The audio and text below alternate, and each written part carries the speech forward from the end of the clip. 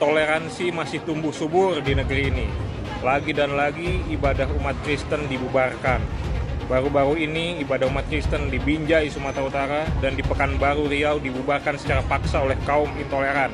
Hai bandit-bandit intoleran, apakah iman kalian begitu lemah sehingga kemudian ketika ada umat Kristen di daerah kalian beribadah harus kalian bubarkan?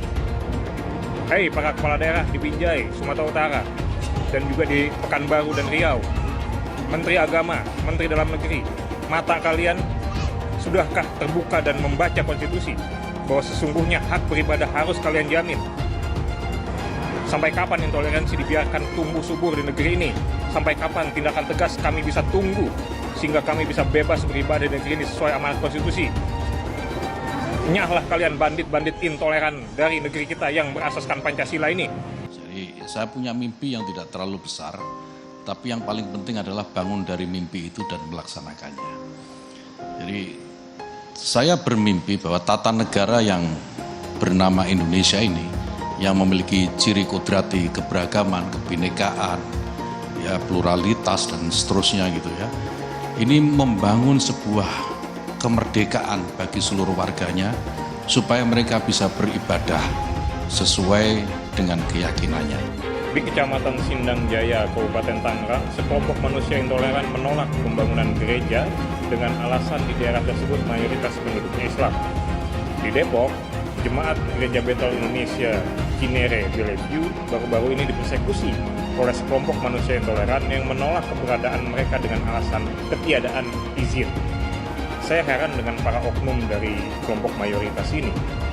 Melihat gereja, melihat tempat ibadah agama lain takut, melihat film takut, melihat sekolah agama lain takut. Kok semua ditakuti? Iman mereka kok lebih tipis dari tisu yang saya punya? Katanya mayoritas, tapi kok imannya lemah? Dengan ini menyatakan menolak pemberian izin, rekomendasi, dan pembangunan sarana ibadah non-muslim di wilayah Sindang Jaya. Terima kasih. Assalamualaikum warahmatullahi wabarakatuh. GKJ Bandung berdiri dari tahun 1926 sampai hari 97 tahun. 97 tahun, berarti bisa dikatakan GKJ lebih tua daripada kemerdekaan Republik Indonesia. Itu dia. Tapi yang aneh itu, dulu sebelum merdeka bisa mendirikan gereja. Nah setelah merdeka, lah kok susah mendirikan gereja. Setidaknya 200 gereja disegel dan ditolak dalam 10 tahun terakhir. Dan yang terbaru adalah pelarangan kegiatan ibadah yang terjadi di daerah Padang. Dan itu belum termasuk pelarangan kegiatan ibadah yang belum sempat viral ataupun diketahui oleh semua orang. Pertanyaannya, bukankah di Undang-Undang Pasal 29 tahun 1945 mengatur tentang negara yang menjamin kemerdekaan penduduknya untuk memeluk dan beribadat menurut agama dan kepercayaannya masing-masing? Lantas kenapa kami mendapat perlakuan yang berbeda? Kalian harus konfirmasi juga dengan RT RW di sini kegiatan itu. Karena memang ini beda. Mari kalau masalah ibadah ini seperti ibadah ini, kan bisa konfirmasikan panggil punya yang kontrakan. Dek, begini tolong hentikan. Tapi kalau rumah yatim sendiri seperti ini, suka aku rumahku. Ya memang betul suka-suka. Saya cuma pecahkan kaca rumah saya loh. Bisa kan? Kau dengar? Kenapa tadi mau pecah kaca? Jangan itu borok nanti. Borok nanti banyak. Jangan kau bentar. Saya nggak mau ibadah, mau nggak? Borok kau nanti. Borok nanti. Apa emang? Siapa yang nggak boleh saya pegang? Siapa yang nggak boleh? Borok kalian nanti semuanya. Sabar. Abang, ini. Saya kerahkan masa nanti semua panuran kau. Panggil masa panuran ini mampus kalian semua. Tahu? Yang buat gawat tenang-tenang tidur kita di sini, sampai di sini kita nahan-nahan. Makanya tadi bapak cuma nyuruh kita di atas itu supaya mereka disuruh pulang ini. Pak, bantu ibadah kami, Pak. Pak, bantu izin ibadah kami, Pak. Pak Jokowi, bantu izin ibadah kami, Pak. Pak Jokowi, bantu izin ibadah kami, Pak. Bantu izin ibadah kami, Pak. Bantu izin ibadah, Pak. Bantu izin ibadah kami. Sedang beribadah lalu kemudian ditutup hanya karena alasan belum punya izin. Kami agak bingung di Indonesia ini bahwa kebebasan beragama menurut pasal 29 itu sudah selesai. Tetapi masih banyak orang-orang tertentu, kelompok-kelompok tertentu, bahkan kepala daerah yang menjadi motor di dalam usaha dan upaya melarang adanya ibadah dari umat Kristiani. Bahwa kegiatan-kegiatan ibadah yang dijamin oleh konstitusi dan undang-undang dasar sepertinya belum bisa diimplementasikan dengan baik. Tetapi kalau sampai hari ini kemudian betapa susahnya kami harus beribadah. Saya masih menanti pemimpin di negeri ini yang bisa menjamin bahwa toleransi di dalam kebangsaan itu benar-benar bukan merupakan wacana, tetapi dia merupakan sebuah bagian dari perjuangan yang harus kita jaga bersama-sama. Kita nggak mau kok, kita hanya mau beribadah di sini. Kita cuma mau berdoa kepada Tuhan kita kok. Ya. Kita nggak minta apa-apa. Kita keluarga negara Indonesia punya hak yang sama. Tapi kami mohon untuk sekali ini kita ikuti dulu, kasih kesempatan sama pemerintah.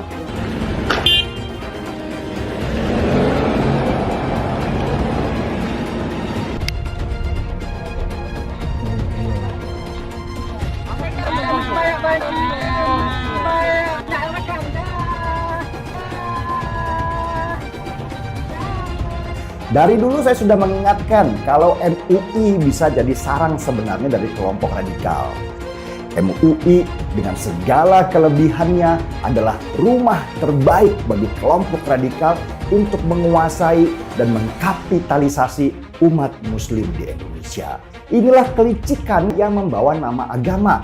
Setiap tahun ada saja kontroversi yang mereka keluarkan yang tidak membawa kesejukan dalam bernegara. Saya sendiri nggak tahu gunanya MUI itu apa. Ngeri memang MUI ini. Dengan label ulama, mereka menguasai penuh fatwa untuk umat Islam di Indonesia. Selain itu, selama bertahun-tahun mereka menguasai sertifikat halal di Indonesia dengan konsumen jutaan produk dan dananya tidak teraudit. Halo para elit MUI. Jangan kira kalian bisa berlindung di balik label ulama. MUI pada dasarnya adalah sebuah LSM. Walaupun tidak memiliki otoritas yang resmi, sayangnya MUI kelihatan abai dalam hal menjaga keharmonisan hubungan antar umat atau antar aliran.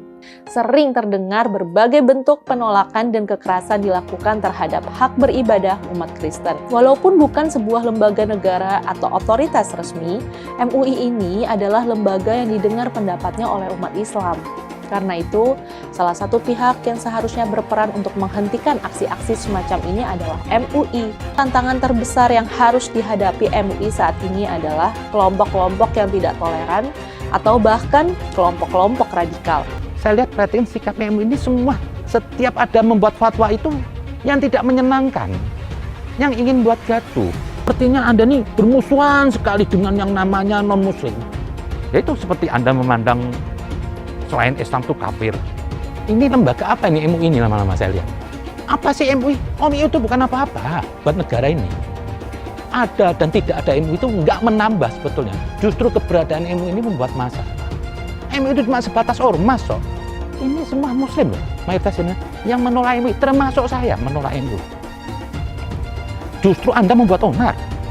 Rakyat se-Indonesia termasuk saya ingin MUI dibubarkan. Jadi lebih bagus bubarkan MUI. Bubaran MUI cukup ada Departemen Agama. Saya Pendeta Samjaksana Pitupulu dari Gereja Utusan Pantai Kota yang mengalami pengurusan. Kami dari LBH Martor Batam yang mendampingi Bapak Pendeta terkait dengan adanya dugaan pengerusakan bangunan yang akan digunakan untuk gereja di Kabil, dan kami telah melaporkan ke Polda Kepri. Mengecam tindakan anarkis yang dilakukan oleh sekelompok orang yang merusak pembangunan rumah ibadah di Bida Kabil, Kota Batam. Meminta pada pihak kepolisian agar menangkap pelaku perusakan pembangunan rumah ibadah, dan kita percayakan kepada pihak kepolisian untuk Polda Kepri agar secepatnya menangkap orang-orang yang merusak pembangunan rumah ibadah. Nanti yang lainnya nanti. Apa? Apa? Kerjakan terus, kerjakan. RW 21, RT 004. Ayo, hancurkan semua. Ayo, hancurkan aja. Ya, hancurkan. Ada perusakan gereja di Punggur, di Kapil Bida. Ada perusakan building, ada perusakan jendela. Kami mohon kepada stakeholder pemerintah di tempat Kota Batam Kami percaya bahwa pemerintah akan bertindak segera. Sumbernya atau dalang di balik pelarangan pendirian rumah ibadah adalah MUI. MUI membuat surat yang mana melarang sebenarnya pendirian ibadah ini.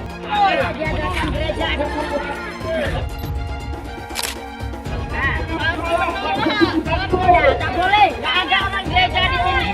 Tak boleh. Iya. Oh, tak boleh. Bukan tempat orang untuk gereja di sini. Kami nggak mengizinkan di pergudangan ini ada sarana ibadah. Itu aja, Pak. Itu aja.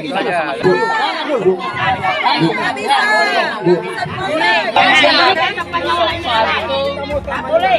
Soal itu bukan urusan saya karena nanti saya urusan kepolisian.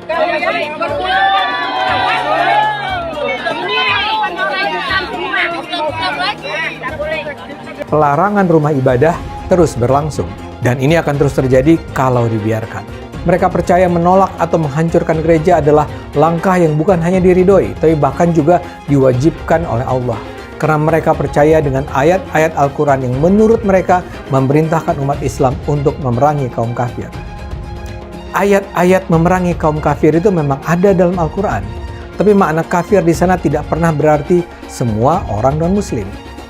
Karena itu sungguh mengherankan bahwa MUI merasa tidak perlu bersikap soal pelarangan gereja ini. Pendiaman ini menyebabkan serangan terhadap umat Kristen terus berlangsung. Bila MUI terus membiarkan kejahatan ini terus terjadi, nama Islam akan terjerumus ke dalam lembah kehinaan. Bahkan lebih dari itu, bila MUI bungkam, MUI sebenarnya sedang membiarkan para pelaku penyerangan dan perusakan itu berada di jalan yang sesat. Akibatnya Islam nampak sebagai sebuah agama yang penuh kebencian, permusuhan, dan sama sekali tidak bisa disebut sebagai agama damai. MUI harus menyerukan dihentikannya pelarangan gereja. MUI harus menyerukan umat Islam untuk menganggap umat Kristen sebagai saudara. Asalnya gedung ini tidak digunakan lagi untuk kegiatan ibadah. Ini yang mencoreng kota Binjai dari kereligiusannya, dari kedamaiannya. Kita meminta supaya tidak ada kegiatan di sini. Kami dari masyarakat yang berada dari lingkungan 1 sampai 6 turun untuk Pokoknya dilarang beraktivitas seperti itu. Jadi kalau misalkan ada tamu, tadi kan kami dengar. Kami dengar di bawah. Memang saya ngaji, kami doa cuma berdoa, kami berdoa aja, cuma 12 orang. Ya cuma kan izinnya itu. Sabar. Ini Tuhan. Udah, mau ibadah, Pak. Mau ibadah dulu.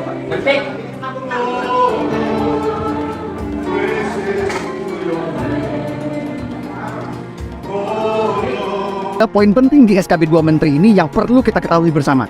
Pada bab 1 pasal 3 dari aturan SKB 2 Menteri disebutkan, rumah ibadat adalah bangunan yang memiliki ciri-ciri tertentu yang khusus dipergunakan untuk beribadat, tidak termasuk tempat ibadat keluarga. Poin pentingnya adalah tempat ibadat keluarga tidak perlu pakai izin. Apa itu yang dimaksud dengan tempat ibadat keluarga? Kalau di Islam namanya musola, kalau di Kristen namanya kapel atau rumah doa. Apakah perlu izin untuk bikin musola di rumah atau di ruko? Tidak. Begitu juga untuk bikin kapel di rumah atau di ruko, tidak perlu minta izin. Jadi umat Kristen ibadah di rumah atau di ruko tidak perlu minta izin. Saya ulang, tidak perlu minta izin. Banyak Pak Pendeta dan jamaah tidak tahu pengecualian ini, sehingga mereka pasrah saat ada yang datang membubarkan. Ibadah di rumah dan di ruko sama seperti umat Islam sholat jamaah di musola rumah atau di musola ruko. Dibolehkan oleh SKB 2 Menteri dan tidak perlu minta izin pada siapapun. Jadi tolong pahami pengecualian ini dan jangan lagi mau dibubarkan. Kita mau jujur, SKB 2 Menteri hanya berlaku bagi kaum minoritas saja. SKB 2 Menteri seringkali digunakan menjadi instrumen atau alat untuk menggebuk kaum minoritas, mengancam kebebasan beribadah. Mirisnya tidak terlihat semangat dan kesungguh-sungguhan dari Kementerian Agama dan pemerintah Indonesia untuk merevisi SKB 2 Menteri ini. Itu sebabnya saya mau mengajak melalui video ini, sama-sama kita berjuang untuk menegakkan konstitusi dengan tujuan utama merevisi kembali SKB 2 Menteri ini. Ya, saya tidak mau suatu saat anak saya ketika tumbuh dewasa masih harus berjuang untuk kebebasan beragama. Mari sama-sama bergandengan tangan, berjuang untuk merevisi SKB 2 Menteri ini sehingga Indonesia menjadi rumah yang nyaman bagi semua golongan dan semua agama. Sebenarnya penegakan hukum di Indonesia ini untuk orang-orang intoleran itu sudah bagus, asal jangan pernah berpikir kalian minoritas. Kalau kalian tidak melaporkan, bagaimana bisa diproses? Nunggu sejuta umat bersuara, menyuarakan itu. Tapi cuma komentar, tindakannya nggak ada. Bilangnya apa? Kita cuma minoritas. Itulah karena kalian tidak nasionalis, makanya kalian itu mengecilkan diri kalian sendiri. Kita ini punya hak yang sama di Indonesia, ya. Semua yang beragama itu mempunyai hak beribadah. Sejauh ini, cuma teman-teman dari Dharmapala loh yang berani menuntut keadilan, bukan karena mereka minoritas, tapi karena mereka punya hak yang sama sebagai warga negara Indonesia. Apakah dalam prosesnya teman-teman Dharmapala itu lancar-lancar saja? Tidak. Kasusnya pernah ditolak dengan alasan laporannya sudah ada atau sudah ada yang melaporkan. Tapi mereka terus kawal, terus kekeh. Akhirnya mantan Menteri Roy Suryo bisa dimasukkan ke penjara atas dasar penghinaan terhadap lambang-lambang agama. Apalagi ini yang menyetop orang beribadah, bukan siapa-siapa pula. Terus kenapa alasannya kalian tidak mau bersuara? Kalian tidak mau melakukan, kalian tidak mau melaporkan. Kenapa? Bersatu, berbuat. Jangan cuma diam. Mengenai kebebasan beribadah dan kebebasan beragama. Beragama Kristen, Katolik, Hindu, Konghucu, hati-hati, ini memiliki hak yang sama dalam beribadah. Beragama dan beribadah itu dijamin oleh konstitusi kita, dijamin oleh Undang-Undang Dasar 1945, Pasal 29 Ayat 2. Dandim, Kapolres, Kapolda, Pangdam harus ngerti ini. Jari, Kejati, FKUB misalnya, maka tidak memperbolehkan membangun tempat ibadah. Hati-hati loh, konstitusi tidak boleh kalah dengan kesepakatan. Karena saya lihat masih terjadi. Kadang-kadang saya berpikir sesusah itukah orang yang akan beribadah. Sedih kalau kita mendengar.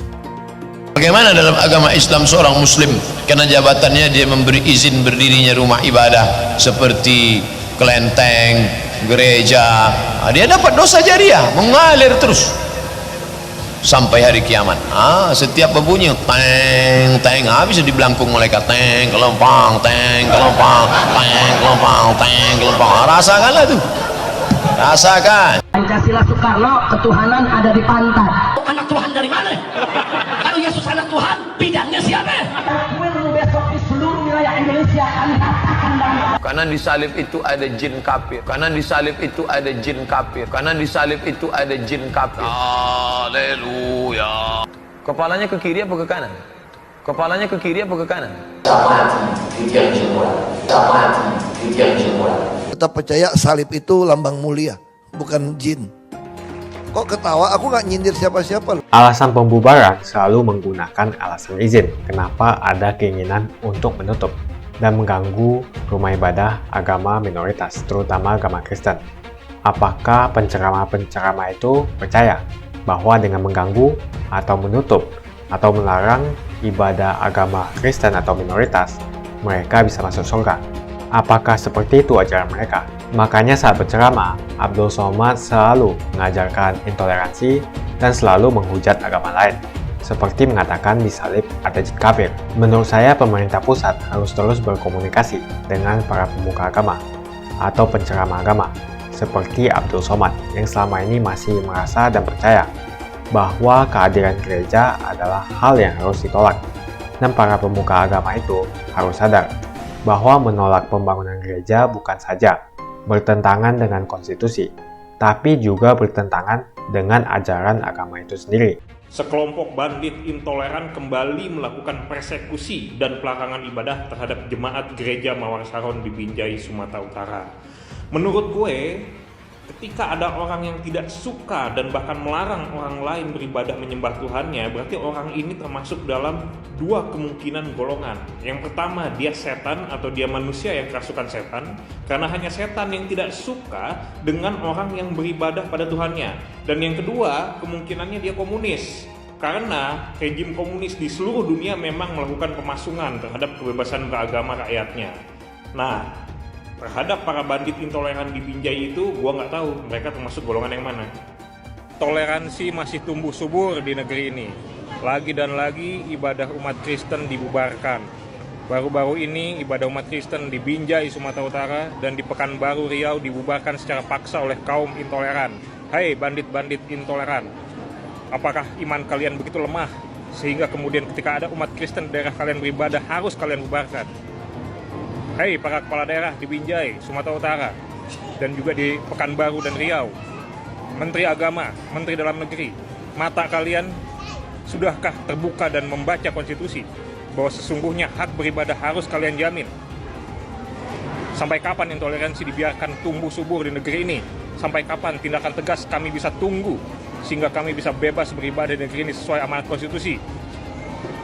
Nyahlah kalian bandit-bandit intoleran dari negeri kita yang berasaskan Pancasila ini. Seorang ketua RT di Lampung yang pernah membubarkan secara paksa ibadah umat Kristen di wilayahnya dinyatakan oleh kepolisian dan kejaksaan setempat tidak menistakan agama. Awalnya si ketua RT ini ditangkap dan ditahan atas tuduhan penistaan agama oleh kepolisian setempat. Lalu belakangan kejaksaan dan kepolisian mengubah tuduhan penistaan agama menjadi memasuki pekarangan rumah tanpa izin. Ketua RT ini dianggap tidak menistakan agama. Teman-teman, ketika ada sekelompok orang beribadah, menyembah Tuhannya menurut agamanya, menurut keyakinannya, kemudian ada orang lain dari luar agamanya secara semena-mena membubarkan ibadahnya, membubarkan kegiatannya menyembah Tuhannya, ini dinyatakan tidak menistakan agama. Apakah penistaan agama itu hanya untuk umat mayoritas? Lagi dan lagi terjadi pelarangan ibadah terhadap warga Kristen. Kali ini terjadi di daerah Tambun Selatan, Bekasi, Jawa Barat. Dan lagi-lagi alasan pelarangan ibadah ini adalah tidak adanya izin. Dan lagi-lagi juga saya ingin mengungkapkan kebingungan saya ketika saya melihat ada sekelompok orang atau orang-orang tertentu yang merasa terganggu melihat orang lain beribadah menyembah Tuhannya, sehingga orang-orang tersebut merasa harus menanyakan izin terhadap orang-orang yang beribadah.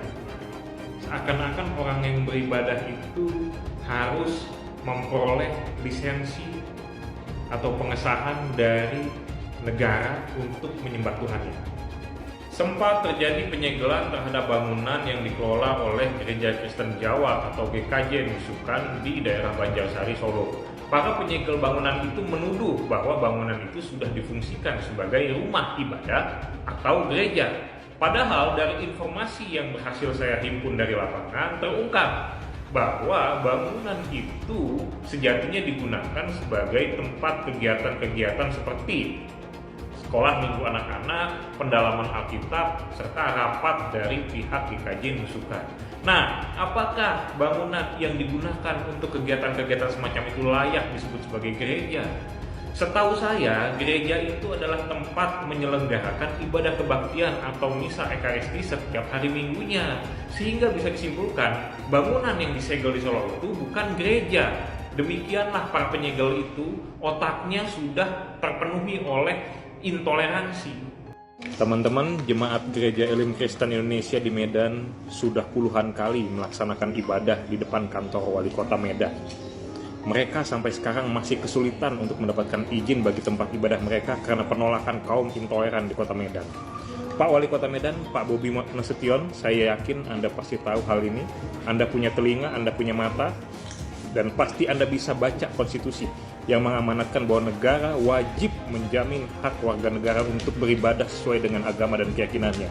Dan mertua Anda sendiri, Presiden Republik Indonesia Joko Widodo, sudah mengamanatkan seluruh kepala daerah agar menempatkan konstitusi di atas kesepakatan, apalagi kesepakatan dengan kaum intoleran.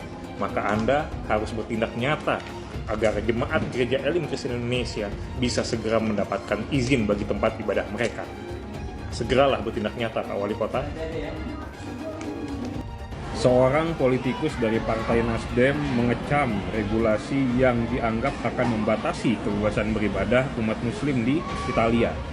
Saya hanya mau mengingatkan pada politikus Nasdem ini, kalau memang dia ingin memperjuangkan kebebasan beragama atau beribadah, seharusnya dia juga mengecam regulasi di Indonesia yang membatasi kebebasan beribadah umat minoritas, seperti SKB 2 Menteri tahun 2006 yang diproduksi oleh rejim SBY. Pernahkah politikus Nasdem ini bicara soal regulasi ini? Tak perlu jauh-jauh ke Italia untuk mengurusi kebebasan beragama atau memperjuangkan kebebasan beribadah. Di Indonesia juga masih banyak masalah. Jumpa lagi dengan saya di channel Jonas Leong. Terima kasih banyak buat kalian yang sudah like dan subscribe di channel Jonas Leong. Sebelum video ini dimulai, saya mau nanya, kenapa ada keinginan untuk menutup dan mengganggu rumah ibadah agama minoritas, terutama agama Kristen? Apakah penceramah-penceramah itu percaya bahwa dengan mengganggu atau menutup atau melarang ibadah agama Kristen atau minoritas, mereka bisa masuk surga? Apakah seperti itu ajaran mereka? Silahkan tuliskan pendapat kalian di kolom komentar. Masalah intoleransi semakin tak terbendung. Lebih dari 200 gereja ditutup secara paksa 10 tahun belakangan. Yang paling mencolok adalah kasus intoleransi 3 tahun terakhir ini. Banyak sekali kasus pembubaran rumah ibadah akhir-akhir ini. Itu yang viral. Bagaimana yang tidak viral? Tentu lebih banyak lagi. Alasan pembubaran selalu menggunakan alasan izin.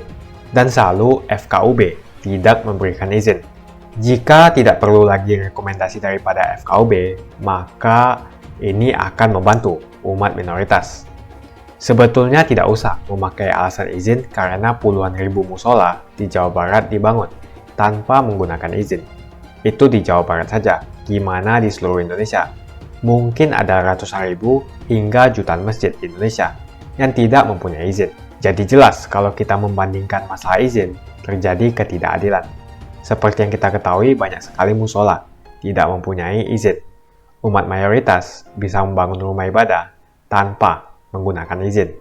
Adapun SKB 2 Menteri, bab 1 pasal 3, orang Kristen yang mau bikin rumah-rumah doa di rumah atau di ruko sebetulnya tidak perlu meminta izin. Dan juga dalam SKB 2 Menteri, pasal 13 dan pasal 14, peraturan bersama Menteri Agama dan Menteri Dalam Negeri, nomor 9 dan nomor 8 tahun 2006, mengamanatkan kepala daerah untuk memberikan izin, sementara sebagai bentuk fasilitasi negara dalam mencarikan solusi pendirian rumah ibadah. Jadi dalam SKB 2 Menteri, sebetulnya kepala daerah harus memfasilitasi dalam memberikan perizinan pendirian rumah ibadah.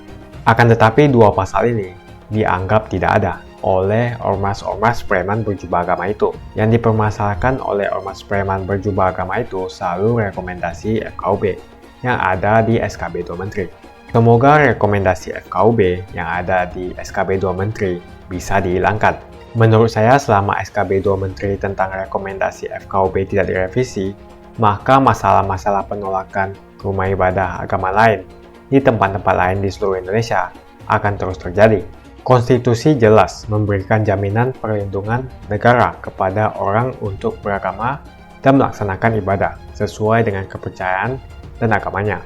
Maka tidak boleh tunduk pada kesepakatan. Bunyi pasal 29 ayat 2 Undang-Undang 1945, negara menjamin kemerdekaan tiap-tiap penduduk untuk memeluk agamanya masing-masing dan untuk beribadah menurut agama dan kepercayaannya itu. Mulai saat ini jangan diam. Bila rumah ibadahmu dibubarkan, kita sudah punya undang-undang yang melindungi. Bukan hanya itu, SKB 2 Menteri juga sebetulnya melindungi umat minoritas. Jadi ayo bantu sebarkan video ini supaya semakin banyak yang mengetahui tentang hal ini. Menurut saya, pemerintah pusat harus terus berkomunikasi dengan para pemuka agama atau penceramah agama, seperti Abdul Somad yang selama ini masih merasa dan percaya bahwa kehadiran gereja adalah hal yang harus ditolak. Dan para pemuka agama itu harus sadar bahwa menolak pembangunan gereja bukan saja bertentangan dengan konstitusi, tapi juga bertentangan dengan ajaran agama itu sendiri dan juga akhlak. Jadi menurut kalian, kenapa ada keinginan untuk menutup atau mengganggu rumah ibadah agama minoritas? Apa alasannya? Apakah mereka percaya bahwa menutup atau mengganggu rumah ibadah agama minoritas, terutama agama Kristen, mereka bisa masuk surga? Tuliskan menurut kalian apa alasannya, dan kita akan bahas di video selanjutnya. Jika kalian suka dengan pembahasan saya tentang perizinan rumah ibadah dan tentang penceramah Seperti Abdul Somad, pastikan Anda semua menekan like di video ini.